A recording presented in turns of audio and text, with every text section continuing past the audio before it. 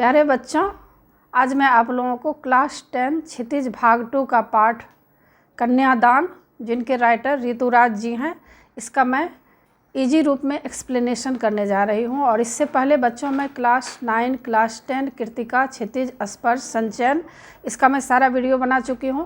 Full explanation, summary और question answer. तो उन सब को देखने के लिए आप ऊपर दिए गए आई बटन पर क्लिक करके देख सकते हैं, या नीचे दिए गए डिस्क्रिप्शन बॉक्स में देख सकते हैं, या प्लेलिस्ट में जाकर देख सकते हैं। और बच्चों, आप मुझे इंस्टाग्राम, फेसबुक और ट्विटर पर भी फॉलो कर सकते हैं। तो पाठ शुरू करते हैं बच्चों। कन्यादान। तो कन्यादान क्या होता है, सबसे पहले यह जानने का है कि कन्यादान किसको कहा जाता है। तो बच्चों, आप लोग तो अभी बहुत छोटे हैं, तो कहीं तो देखे भी होंगे गांव में अगर शादी होती है तो क्या होता है, जिस लड़की की शादी होती है उसकी जो माँ होती है, उनके जो पिता होते हैं, दोनों क्या करते हैं, कन्या दान कर देते हैं। मतलब पति के हाथ में सौंप देते हैं अपनी लड़की को। तो उसी को कहा गया है कन्यादान।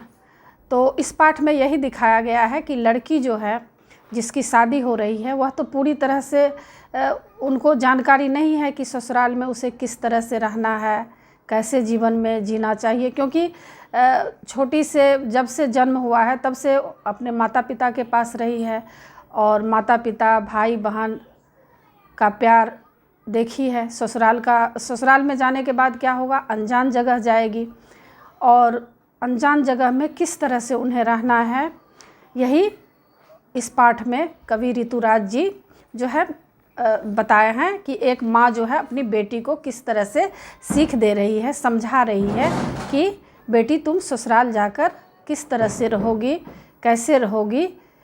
तो इसी बात का जानकारी इस पाठ में दिया गया है। तो पाठ शुरू करते हैं बच्चों। देखिए, पहला पैराग्राफ में क्या है, पहला पैराग्राफ हम लोग पढ़ लेते हैं। कितना प्रामाणिक था उसका दुख लड़की को दान में देते वक्त, जैसे वही उसकी अंतिम पूंजी हो। लड़की अभी सयानी नहीं थी, अभी इतनी भोली सरल थी कि उसे सुख का आभास तो होता था, लेकिन दुख बाँचना नहीं आता था। पाठिका थी वह धुंधले प्रकाश की, कुछ तुकों की और कुछ लयबद्ध पंक्तियों की। तो इसका अर्थ जानते हैं बच्चों।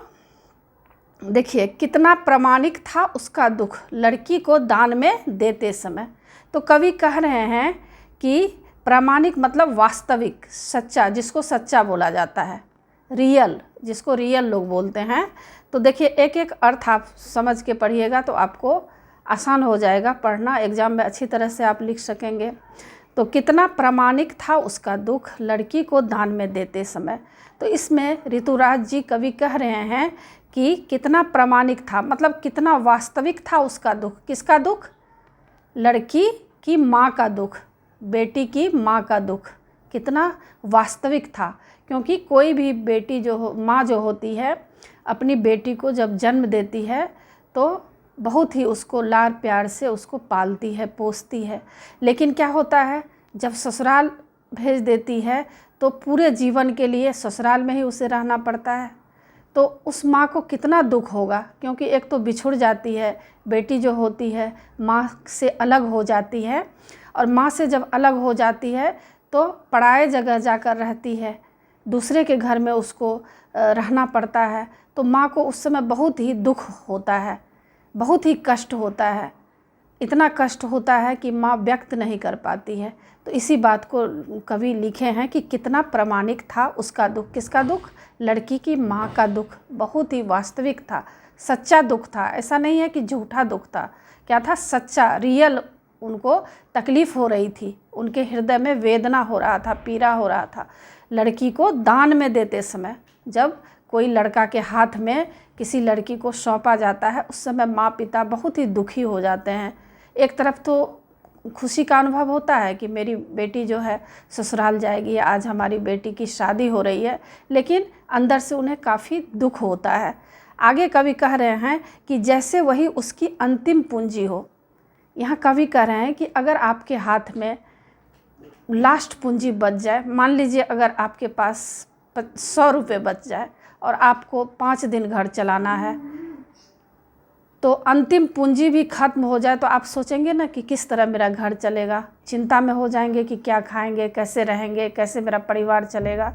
तो इसमें कवि कह रहे हैं कि जैसे अंतिम पूंजी, जब किसी के पास थोड़ा सा पैसा रहता है और किसी को दे देना पड़ता है, मान लो कोई दुकानदार हो या किसी से कोई लिया हो, उस पूंजी को अगर दे देते हैं तो उसको कितना दुख होता है। तो वैसा ही दुख उनकी माँ को हो रहा था, क्योंकि उनकी जो बेटी थी उनकी अंतिम पूंजी थी। बेटी क्या होती है बच्चों? बेटी जो होती है माँ के सुख दुख की साथी होती है। छोटी सी भी कोई बात हो तो माँ बेटी क्या होता है, बातें करते हैं, आपस में सलाह विचार करते हैं। माँ बेटी क्या होता है, आपस में बैठते हैं, दुख सुख समझते हैं। तो यहाँ कवि कह रहे हैं कि जैसे अंतिम पूंजी खत्म होने के बाद आदमी की जो स्थिति हो जाती है, बहुत ही दुखी स्थिति हो जाती है, ऐसा ही दुख होता है किसको? एक माँ को, जो माँ अपनी बेटी को दान में दे देती है। तो पहला आप समझ गए, 4 लाइन 3 लाइन। अब देखिए आगे कवि कह रहे हैं कि लड़की अभी सयानी नहीं थी, अभी इतनी भोली सरल थी कि उसे सुख का आभास तो होता था लेकिन दुख बाँचना नहीं आता था। मतलब लड़की जो थी अभी पूरी तरह से सयानी, सयानी का मतलब होता है बच्चों कि इतनी समझदार नहीं थी। वो बड़ी तो हो गई थी लेकिन घर के प्यार में, घर के दुलार में, माँ पिता भाई बहन के साथ रहकर उन्हें कोई भी बाहर के घर में जाने पर कितना कष्ट होता है, कितना उन्हें जवाबदेही का, एक एक बात का जवाबदेही उन्हें का सामना करना पड़ता था। इतनी समझदारी जो है उनकी बेटी को नहीं आई थी। अब लड़की अभी सयानी नहीं थी। सयानी का मतलब यही हो गया कि समझदार इतनी नहीं थी, भोली थी, और इतनी भोली सरल थी कि उसे सुख का आभास तो होता था लेकिन दुख बाँचना नहीं आता था। लड़की जो थी काफ़ी भोली भाली थी, मतलब उन्हें सुख अपने जीवन में माता पिता के घर में हमेशा सुख ही सुख देखी है, कभी दुख देखी नहीं, क्योंकि माँ पिता जो होते हैं अपने बच्चे को कभी तकलीफ़ में नहीं देखना चाहते हैं। छोटी छोटी बातों का माँ पिता ख्याल रखते हैं। तो बेटी जो थी उनका घर में सब ख्याल रख रहे थे, एक एक बातों का ख्याल रख रहे थे। तो मतलब वो सुख देखी थी, कभी दुख बाँचना उन्हें नहीं आता था। दुख बाँचना का मतलब है दुख पढ़ना, दुख का एहसास करना। कभी उन्हें जीवन में दुख नहीं मिला था, इसलिए उन्हें दुख का कोई एहसास नहीं था कि दुख भी कोई ऐसी चीज़ होती है जो आदमी को झेलना पड़ता है। अब आगे कवि कह रहे हैं कि पाठिका थी वह धुंधले प्रकाश की, कुछ तुकों और कुछ लयबद्ध पंक्तियों की। तो मतलब वह जो पाठिका थी, पाठिका मतलब पढ़ने वाली, तो कवि कह रहे हैं कि वह जो बच्ची थी, लड़की थी, वह धुंधले प्रकाश के भांति, जैसे कि आप शीशा में अगर धुंधला शीशा होगा तो आप क्लियर रूप से आप चेहरा को नहीं देख पाएंगे कि फेस कैसा है, कहाँ पर क्या है, किस तरह से हमें मतलब मेकअप करना चाहिए या कैसे रहना चाहिए। शीशा में हमें पता चलता है कि कंघी किस तरह करना चाहिए। तो धुंधले प्रकाश में हम कुछ भी नहीं देख पाते हैं। तो इसी तरह लड़की जो थी थोड़ा बहुत उसको आभास था, लेकिन पूरी तरह से जो है ससुराल में जाएगी, किस तरह से रहेगी, इसका पूरा उन्हें ख्याल, मतलब पूरा उन्हें समझदारी नहीं था। कुछ तुकों और कुछ लयबद्ध पंक्तियों की, जैसे कोई तुक लगा लेते, हाँ ऐसा होगा, ससुराल किसी से सुनी होगी कि ससुराल में सुख मिलता है, ऐसा होता है, ऐसी सास होती है या ऐसा घर होता है। तो कुछ मतलब आभास करती थी, लेकिन पूरी तरह से उन्हें कुछ जानकारी नहीं था। आगे दूसरे पैराग्राफ में देखिए कवि क्या कहना चाह रहे हैं कि माँ ने कहा पानी में झांक कर अपने चेहरे पर मत रीझना। अब माँ क्या कह रही है कि देखो बेटी, जब तुम ससुराल जाओगी तो पानी में झांक कर कहने का मतलब कि शीशे में जब तुम मेकअप करोगी, जब तुम सज धज जाओगी, जेवर पहनोगी, साड़ी पहनोगी, तो तुम बहुत सुंदर दिखोगी और तुम चाहोगी कि शीशा में देखें। तो कभी भी तुम पानी में झांककर मतलब शीशे में झांककर अपने चेहरे पर मत रीझना। शीशा तो देखना, लेकिन उसको देखकर उस पर ही मत तुम रीझना, मतलब प्रसन्न होना।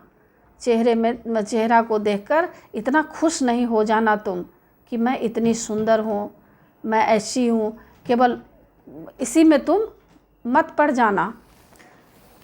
अब आगे कवि कह रहे हैं कि आग रोटियां सेकने के लिए होती है, जलने के लिए नहीं। माँ कह रही है बेटी को कि देखो बेटी, तुम जब ससुराल जाओगी तुम्हें वहाँ पर रोटियां बनानी पड़ेगी, क्योंकि वहाँ पर जो है तुमको एक एक व्यक्ति का ख्याल रखना पड़ेगा, तुम्हें वहाँ खाना भी बनाना पड़ेगा, रोटियां सेकनी पड़ेगी। तो आग जो होती है वह रोटियां सेकने के लिए होती है, जलने के लिए नहीं। यानी माँ कह रही है कि बेटी देखो, तुम इतनी मजबूत बन जाओ कि वहाँ पर जो तुम्हारे साथ परिस्थितियाँ आएगी, मान लो तुम्हारे साथ ससुराल वाले तुमको परेशान करेंगे, तंग करेंगे, तुम्हारे ऊपर शोषण करेंगे, तुम्हारा अत्याचार करेंगे तुम्हारे ऊपर, तो तुम इतना मजबूत बन जाओ कि तुम रोटियां तो बनाना, सबको खिलाना, सबका तुम देख रेख करना, लेकिन तुम अपने आप को आग के हवाले मत कर देना। तुम जैसे कि आप सुनते होंगे कि हमेशा जो है समाचार पत्र में, न्यूज़ में देता है कि ससुराल में लड़कियां जाकर कोई जल जाती है, कोई आत्महत्या कर लेती है, कोई फांसी लगा लेती है, कोई पानी में कूद कर मर जाती है। तो यहाँ पर माँ अपनी बेटी को सीख दे रही है कि मेरे जैसा जिस तरह तुम मायके में रही हो, ऐसा सुख तुम्हें ससुराल में हो सकता है कि मिले भी, लेकिन नहीं भी अगर मिले तो तुम वहाँ पर मजबूत बनकर रहना, कमज़ोर कभी मत होना। रोटियाँ जो होती है, आग जो होती है, रोटियाँ सेकने के लिए होती है, जलने के लिए नहीं। तुम अपने आप को मजबूत बनाओ कि कोई भी परिस्थिति आए तो तुम उससे हार नहीं मानोगी, मजबूत बनकर रहोगी। आगे कवि कह रहे हैं कि वस्त्र और आभूषण शाब्दिक भ्रमों की तरह बंधन है स्त्री जीवन के। माँ कह रही है कि देखो बेटी, वस्त्र जो होता है और आभूषण जो होता है वह भ्रम की तरह, भ्रम मतलब जैसे कि आप एक एग्जाम्पल देकर मैं आपको समझा रही हूँ। जैसे क्या होता है, रेगिस्तान, जैसे कि राजस्थान है, वहाँ पर देखिएगा कि वहाँ पर रेगिस्तान ही रेगिस्तान है, मतलब बालू ही बालू है, लेकिन वहाँ पर हिरन इतना प्यासा हो जाता है कि बालू पर जाकर दौड़ने लगता है। उसको अलग से लगता है, जब रिफ्लेक्शन होता है, लाइट पड़ता है, सूरज की रोशनी जब बालू के ऊपर पड़ता है तो क्या होता है, रिफ्लेक्शन होकर ऐसा लगता है दूर से कि पानी जैसा दिखाई देता है। तो हिरन क्या करता है, उसमें जाकर कूदता है, दौड़ता है, पानी की तलाश करता है और काफ़ी दूरों तक दौड़ते हुए चला जाता है, लेकिन कहीं भी उसको पानी नहीं मिलता है। तो इसी को भ्रम कहा गया है। तो बेटी, माँ कह रही है कि देखो बेटी, तुमको जो अच्छे अच्छे कपड़े मिलेंगे और तुम्हें बहुत ही अच्छे अच्छे जेवर मिलेंगे, आभूषण मिलेंगे, तो यह भ्रम है। तुम उसी के चक्र में मत तुम उलझ जाना कि मुझे बहुत ही अच्छा, मान लो कि ससुराल में तुम्हें जो है तुम्हारा पति या तुम्हारा ससुराल वाले जो हैं तुम्हें अच्छे अच्छे कपड़े दें, अच्छे अच्छे वस्त्र देंगे, आभूषण देंगे, तो तुम उसमें उसके लालच में ही पड़कर अपने आपको शोषण होने नहीं देना। कोई अगर तुम्हारे ऊपर अत्याचार जुल्म करे, कोई भी चीज़ देकर, तुमको वस्त्र देकर, आभूषण देकर, तो तुम उसमें ही उलझकर नहीं रहना। यह भ्रम है, इस भ्रम में तुम मत पड़ना। तुम अपने आप को मजबूत बनाना। मतलब माँ जो है बार बार बच्ची अपनी लड़की को मजबूत बनने के लिए कह रही है, कमज़ोर बनने के लिए नहीं कर रही है। क्योंकि अक्सर देखिएगा कि लड़कियाँ को और जो महिलाएं होती है, तो पुरुष लोग जो होते हैं अधिकतर उसको कमज़ोर समझते हैं, औरत को कमज़ोर समझते हैं कि यह जो औरत है इसको शोषण कर लो, अत्याचार कर लो, जुल्म कर लो, क्योंकि यह कमज़ोर है, कुछ बोल नहीं पाएगी, किसी को कुछ कह नहीं पाएगी। तो अक्सर परिवार में क्या होता है, लड़कियों के ऊपर जुल्म अत्याचार किया जाता है। तो इसी पर माँ सिखा रही हैं उन्हें कि तुम इस भ्रम में मत रहना कि तुमको कोई अच्छा जेवर दे दे, तुम्हें अच्छे जो है वस्त्र दे दे, उसमें तुम उलझकर ही नहीं रह जाना। यह सब भ्रम है स्त्री जीवन के लिए। माँ ने कहा लड़की होना पर लड़की जैसी दिखाई मत देना। माँ अब कह रही है अपनी बेटी को कि देखो बेटी, माँ ने कहा लड़की होना पर लड़की जैसी दिखाई नहीं देना। मतलब लड़की के अंदर जो दया, क्षमा, करुणा, सहानुभूति, प्रेम की भावना होती है, ममता होती है। माँ के हृदय में लड़कियाँ अक्सर कोई भी दुख देखती है तो तुरंत जो है दुखी हो जाती है, किसी को कष्ट में देखना नहीं चाहती है। तो माँ कह रही है कि यह सब स्वाभाविक गुण जो लड़कियों के अंदर है, यह स्वाभाविक गुण तुम अपने अंदर कायम रखना, लेकिन लड़की जैसी दिखाई मत देना।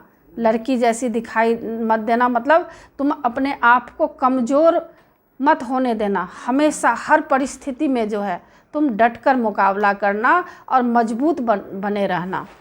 कभी भी कोई परिस्थिति तुम्हारे सामने आए तो तुम अपने आप को कभी भी कमज़ोर मत समझना।